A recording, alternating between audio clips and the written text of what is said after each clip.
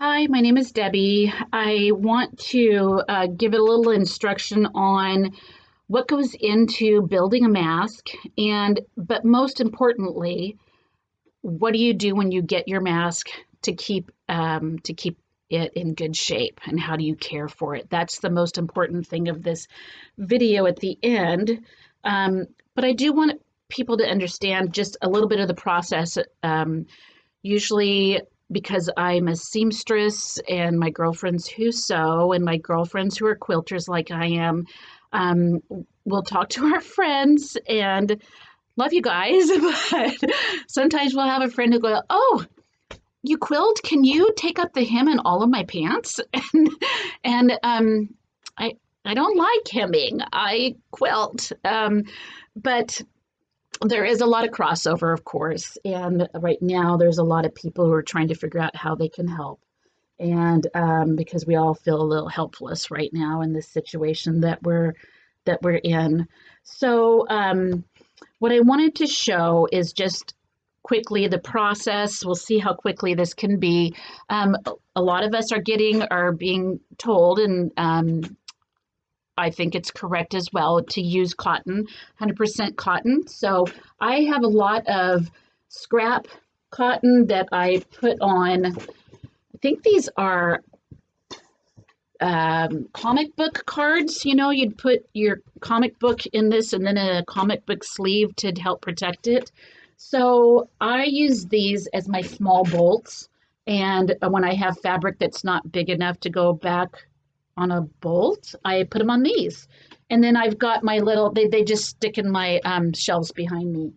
So I've got a lot of extra fabric that I can see quickly. First thing is you want to wash your fabric, and this is what it looks like when it comes out of the washer and dryer. It's kind of a mess. And this because it's cotton, and that's just what happens. So there's a lot of ironing that happens after it comes out of the wash. But I do want to just say, some of these people that are going to be wearing our masks, we just don't know who they are, right? So we want to wash the fabric to get the sizing, the stiffening out of the fabric that is in it when we buy it off the bolts in the store. I used Arm & Hammer. I normally use another detergent for my clothes that has a fragrance because I like fragrance, but there's a lot of people who don't. And so just,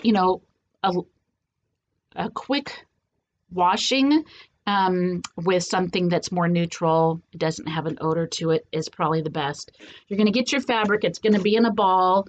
You're going to iron it up, and that's the start of the process. You really do need to wash your fabric for this project. All right, after you wash it, you iron it, you're going to be cutting out. I'm going to post the link that I use. There's a PDF for the mask patterns. There's a adult, a child, there's a large adult, and I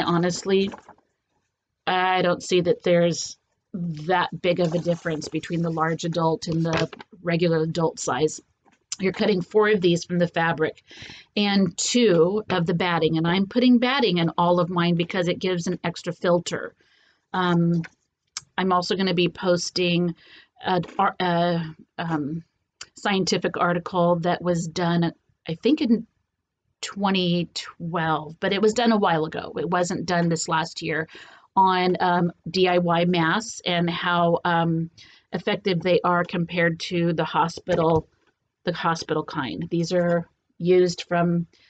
new. I'm not keeping them from a medical professional, but my brother was in the hospital over a year ago, and these are our used masks we had left over. But in the article, it talks about the effectiveness of filtering this and vacuum bags. Vacuum bag paper scores really highly, so on filtering out just the different things that they used in the study to see the effectiveness of the filtering. Also, kitchen towels, and I'm thinking that's because there's that density with your your kitchen towel, and that was one of the options that they used. So I put batting in, and I'm using for my uh, first several batches. I'm using this batting. It's 100% cotton. I believe it's Pellon from Joann's. The other batting I would probably use once I'm done with that will be Warm and Natural or Hobbs. I'll look at the Hobbs. Also, bamboo batting, which bamboo is usually 50% bamboo, 50% cotton. And they do that just so that the bamboo has a good binding. The other battings will have 80, they'll say 80-20. It's usually 80% cotton or a natural fiber and 20% polyester, which is good. That the polyester helps hold it together. I would never use the white fluffy polyester 100%. I don't use that on anything, and that would not be a good idea here either. I would never use it. So you're going to cut out 2 of the batting and and then 4 of the fabric. So here's 4 fabric, here's 2 batting, here's 4 fabric, and here's 2 batting. So I'm ready for 2 masks right here. Then what I'm going to do is I have a serger, but most people have sewing machines only, and it doesn't matter. They both work. I take my first 2 pieces of fabric. You're obviously folding them together, and you're going to start, even though the mask goes up, I start sewing down here because it's easier. It has a better angle, and you just sew all the way down and trim. And then your other seam, your second seam, is going to be the other 2 pieces of fabric, your 2 batting on the outside, and you're doing the same seam.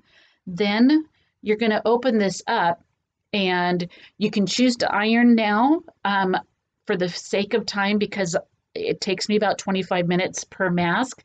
I'm going ahead and holding off on my ironing and matching my 2 seams up, pinning them there. I normally don't do a lot of pinning, but on these I'm going to pin. It's a small little project, you might as well. So I'm putting a pin here, I'm putting one on either side. And then I'm going to do this seam. And then I'm going to turn it over, match up. And, people, we know how to do this. It's pretty simple. But, we're just taking our time at doing this. And then you're going to do another seam across this way, which is actually the bottom of the mask. Then you take it, because these are open, and flip them, turn them inside out, and you're going to have this. This is my black with gray paws. The fabric wants to kind of not open all the way. You're going to just open it. And now I'm going to the iron, and my iron's in the other room.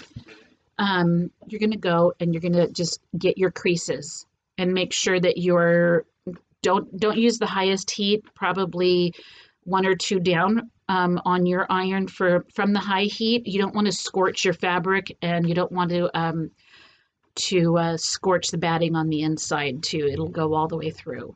So you're going to just sit here. If you need to use the edge of the ironing board, the end, just do, don't do a lot of rubbing, do pressing, because you don't want to iron in wrinkles, but you're just trying to get this flat. So then this is what you're going to have. Sometimes I will look and say, they didn't meet up really nice up here. So I'm going to see which side's going to lay flatter. Actually, I like that side. So we're going to do it this way. And then I'm going to just lay it down and iron my next one and make my little pile. I will also, let's see. I thought I had one that was pinned. I don't know where it went with my little Snoopy one. Oh, here it is. So these are my Snoopies. I ironed my seams and I got them nice and crisp here on the top and bottom, and then I just rolled this twice and just put a little press, and then I put 1 pin, actually, and each. and I'm not going to be too worried or fussy because I'll go back to the machine and fuss over it there. You take your pin out, do your on a regular sewing machine, just do your seam. I always lock it in, do my seam, and lock it in again. You can take your pin and make sure that, you know, when you've got these, just tuck all your threads under or cut them as you're sewing. And you guys know how to do this. It's not difficult. We have basic skills here, right? Just takes a while. Then they're going to look like this. And you've got your mask. It's all stitched at the top and bottom. And then this is where you're going to be threading your elastic through. Okay, and you're just getting your safety pin and putting it through. The two types of elastic I have is the rope, and then of course Joann's ran out of all of this, and I think they're out online as well. So, but I do like this. For some people, it gives a better fit. These are 8 inches. They're both 8 inches, but they give a different fit. And this is 3/8 of an inch. I've got a 1/4 inch coming in the mail. But right now, this is all I have, and we're working with what we have, right? Usually what I'm doing is I'm threading it through with my safety pin, and then I am overlapping and zigzagging. And then I'm doing the same with this, threading it through, overlapping on my machine and zigzagging. I have a friend who's tying it. I don't know how she's tying it because I can't get these to stay, or I feel like I'm all thumbs. So zigzagging, and it's good. My husband is a taller guy. He doesn't look like he's got a big head, but there's more distance between his face and where his ears are at compared to me. So I ended up realizing that this is not a one mask fits all, and really the big adjustments in the elastic. So if you want to just make some, take some measurements and go around someone's ear, you'll be surprised. Some people who are shorter have bigger heads, and I don't know, they just look proportionate to me. So I don't think that there's going to be a big issue, and there's been more of an issue than I expected. So this is where you'd make your adjustments. If you're not sure which is going to fit best, just get a tissue and put it on the inside and put it over their face, and then you know, see what's going to fit. Is a flats seem to work better for me, but for my husband, these work better. And then kind of when we're all out of elastic, we're just going to use what we have, right? Now, when you've ordered these, or your friend gives you, or, you know, a family member gives you a mask, usually I say, I think that 3 is a good number per person. 1 is wearing, 1 is being washed, and 1 is your spare. But if you only have 1 or 2, then you really do want to take really good care of these. You're going to hand wash them. And just remember, the foundation that you put on your face is going to be inside. So maybe go light on your foundation while you're wearing, you know, right now while we're wearing masks in public, okay? You're going to hand wash this. You're not going to throw it in the wash machine because it's going to come out like that wadded mess. And you're just going to go ahead and get a tub or something, and either, you know, get something that's neutral and mild. As far as a soap, use your hand soap. Use the dish soap that you've got next to the sink. And you're going to be putting it in and maybe soaking your mask for 15 minutes. I don't think it needs to be in there longer than 30, but 15 to 30 minutes. Lightly knead it. You don't have to vigorously wash this because we don't want to agitate it and destroy it, okay?